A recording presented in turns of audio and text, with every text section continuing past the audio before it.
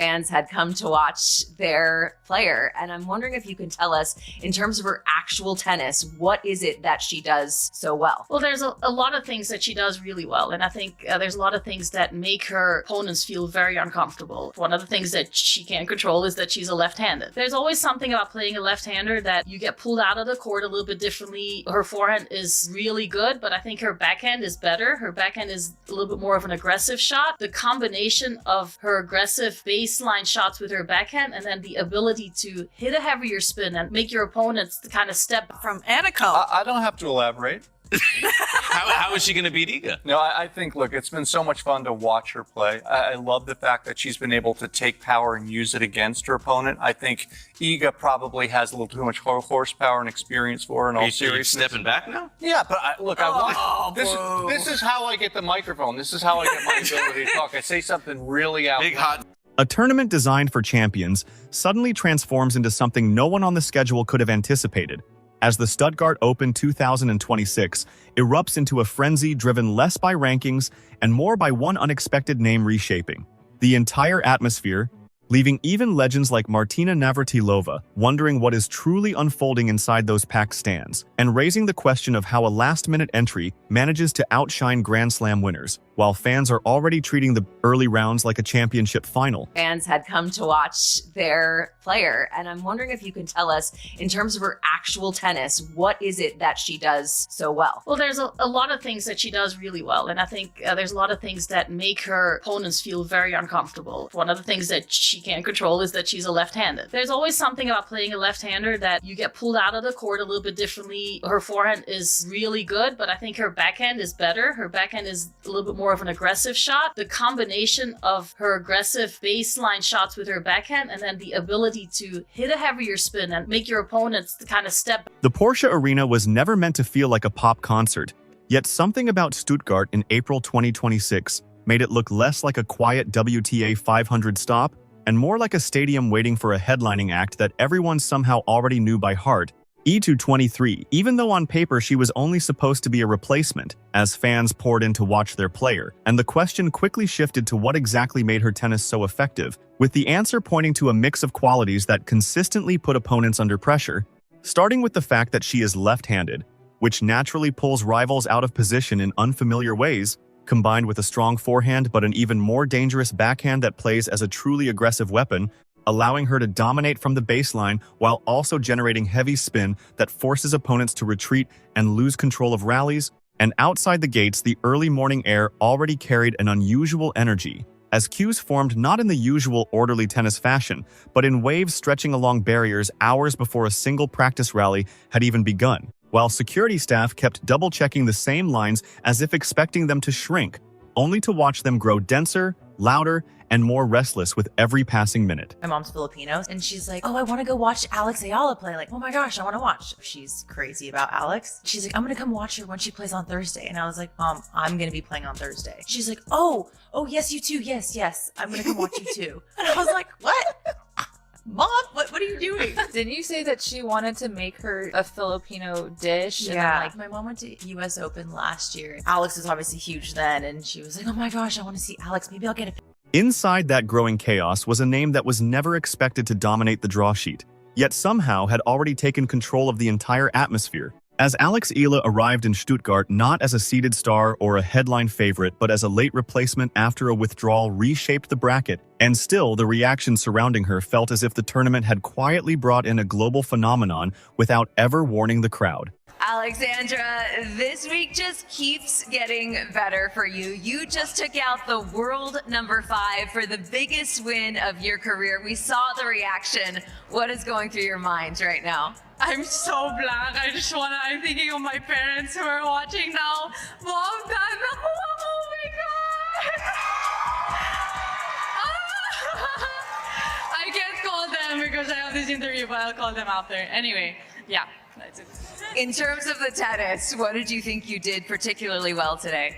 Oh, I don't know. I just kept my head down and I kept running. I knew she was gonna come out. That twist alone would have been enough to turn heads, but what followed pushed confusion into disbelief as ticket availability began disappearing at a pace usually reserved for finals day, with fans not just buying seats, but scrambling for them in real time, as every refresh of the ticket page revealed fewer options than the last until sold out stopped feeling like a warning and started to seem inevitable.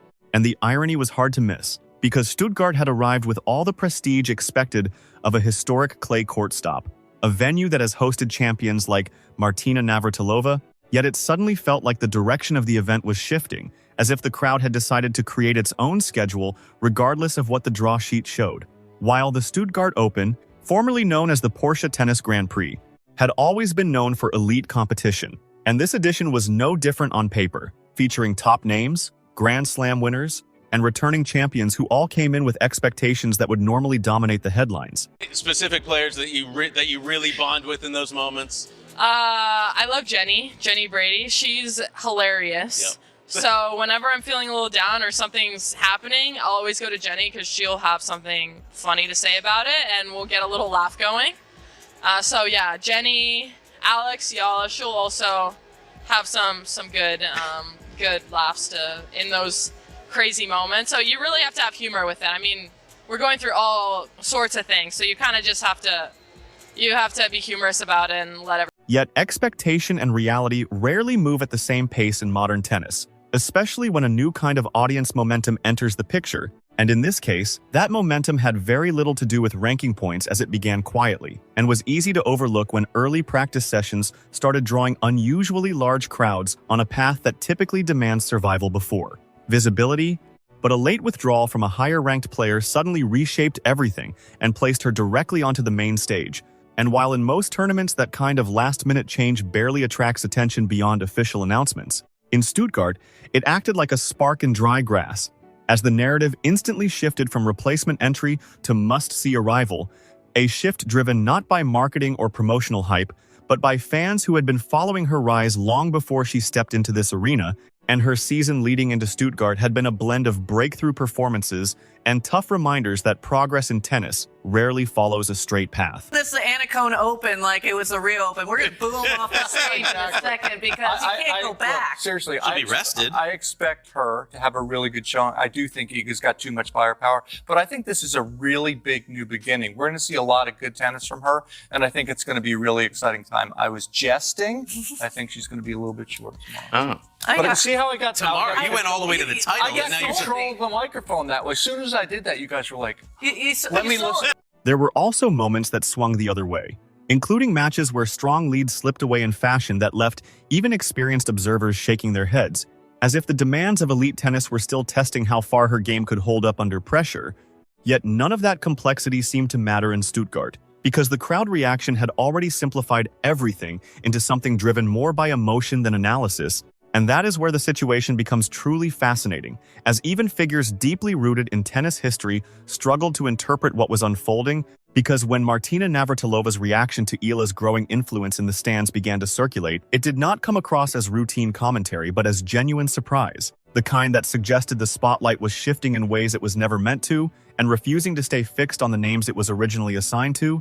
And this is where the irony becomes even sharper, since while tennis authorities often try to predict audience behavior through rankings and matchups, the reality in Stuttgart was being shaped by something far less predictable, a mix of diaspora support, digital reach, and the emotional power of representation.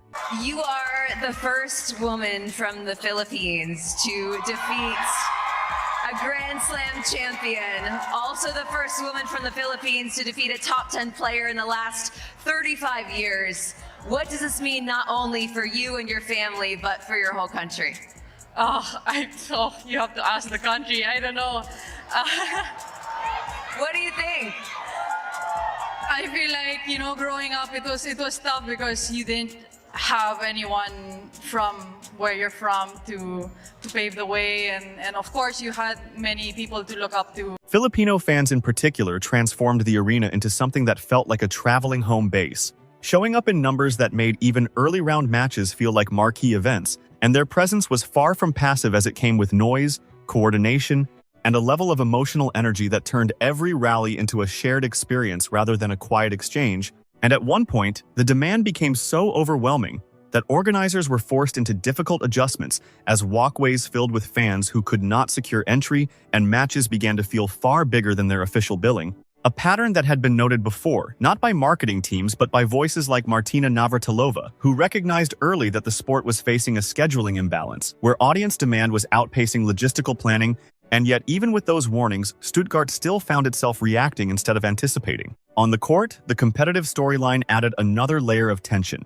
because Eala was not entering an easy draw but stepping into a section packed with established names, including players with Grand Slam pedigree and strong clay court credentials, meaning every round carried the risk of immediate escalation, and one potential early matchup in particular created added intrigue by setting up the possibility of facing a top-seeded opponent before the quarterfinal stage, a scenario that would normally overwhelm a newcomer but in this case felt like part of a much larger unfolding narrative.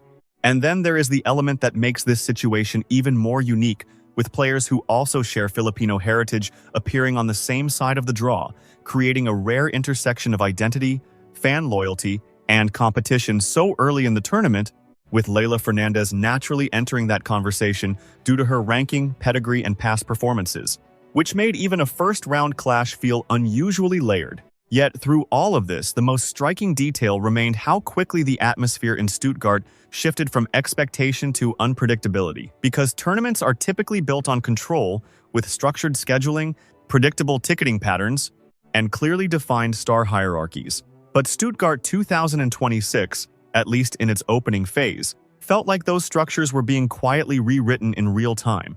And even the physical experience of attending changed as conversations outside the arena shifted away from who might win the title to whether fans would even get inside in time to watch specific matches. While ticket resale buzz intensified, queue times became part of the story, and simply getting a seat started to feel like a competition of its own. Eala, you got to play doubles with her recently at Indian Wells. What's the experience like being on the court with all of her fans around? And they're cheering for you too now.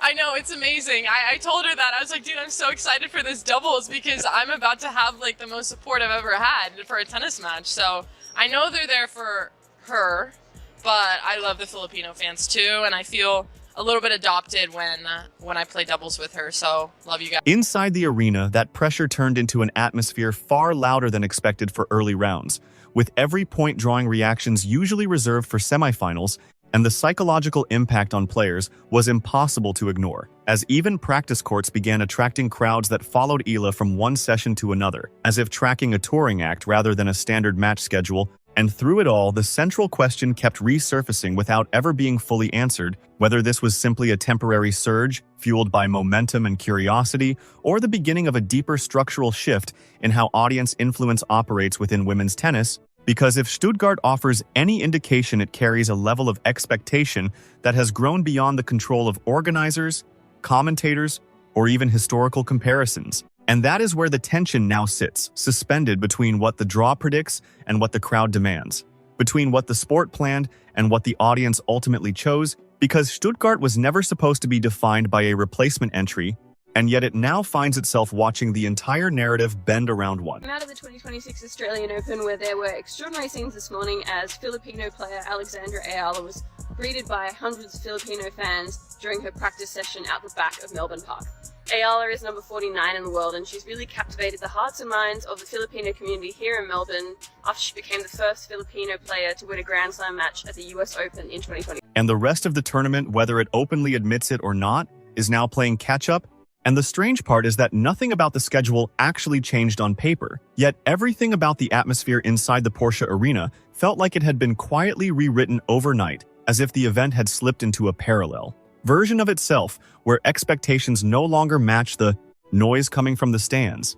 And every warm-up session began carrying a different kind of tension, because the moment Alex Eala stepped onto any court, even for something as routine as rally practice, the surrounding areas started filling up in a way that forced security to rethink how early access should be handled, while inside the tournament offices, the conversations shifted away from simple match timing and court assignments toward crowd distribution, entry flow, and the uncomfortable reality that one player's presence was now influencing logistics usually reserved for finals weekend, which is exactly the kind of situation tournaments dream about in marketing meetings, but rarely want to deal with in real time.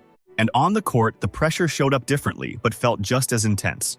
So it's Miami Open week. Everybody is super excited about Alex Eala, who is competing there as a world number 29. seeded as a bye again in the first round.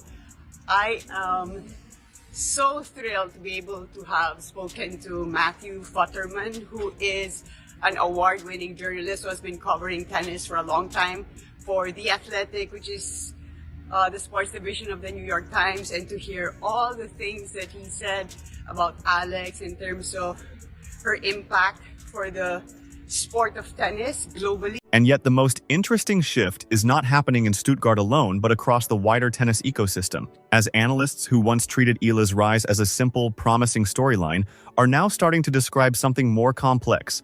Not just potential, but impact, not just results, but reach.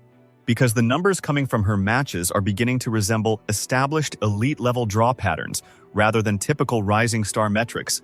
And this is where earlier observations from Martina Navratilova start to echo again, not as isolated praise, but as early recognition of something structural, the idea that certain players do not simply enter tournaments but reshape them, not through ranking alone, but through the kind of attention that forces organizers to rethink assumptions they have relied on for years. And Stuttgart is now operating inside that adjustment period. The irony is that Eala herself, through her presence and intensity, amplifies everything around her in a way that creates a kind of audible tension that carries into the next point, turning matches into something driven less by isolated shots and more by continuous emotional momentum. And that is exactly where Stuttgart becomes unpredictable, because tournaments are normally defined by stability. Seeds hold their positions, crowd interest naturally clusters around marquee matchups, and attention spreads evenly across courts. But here, attention is concentrating in ways that distort the usual flow of the event. Well, Alex, it's no secret that you have an insane amount of fan support. I think we've all seen that. I got to experience that playing you last year at Miami Open when it was your breakout tournament and I'm playing like at home. And I was like, why is nobody cheering for me? Like literally not one person in center court, like night match. And so I think since then though, now we know that you tend to pack a stadium. You're the highest ranked Filipino in WTA history. When did you first have the feeling when you were playing in like a full stadium, now that you've played in many, that you're like, wow, I'm kind of famous? I didn't want to believe it at first because I feel like because I had a couple, especially this past year when I play in the big tournaments, like the Filipinos will show. The next rounds only deepen that pressure because every potential matchup involving her now carries a different kind of weight. Not just in competitive difficulty, but in audience expectation, as a rising opponent in her path no longer represents only a sporting challenge, but suddenly turns those matches into something closer to cultural events inside a tennis tournament. And if she does not advance, the narrative does not simply fade away, but shifts into analysis, into questions about pressure, scheduling, and whether the sport is properly balancing emerging popularity at this level. Because what is really being tested is what happens when audience energy begins to outgrow the structure built to contain it. While in the middle of all of this, Eala continues to walk into arenas that feel increasingly familiar to the crowd, yet increasingly unfamiliar to the system trying to organize them. And at this point, Stuttgart is no longer just hosting matches, but managing momentum that refuses to behave like a normal tournament storyline. And the longer it continues, the clearer it becomes that what is unfolding is no longer a surprise, but a pattern that has simply reached its loudest stage.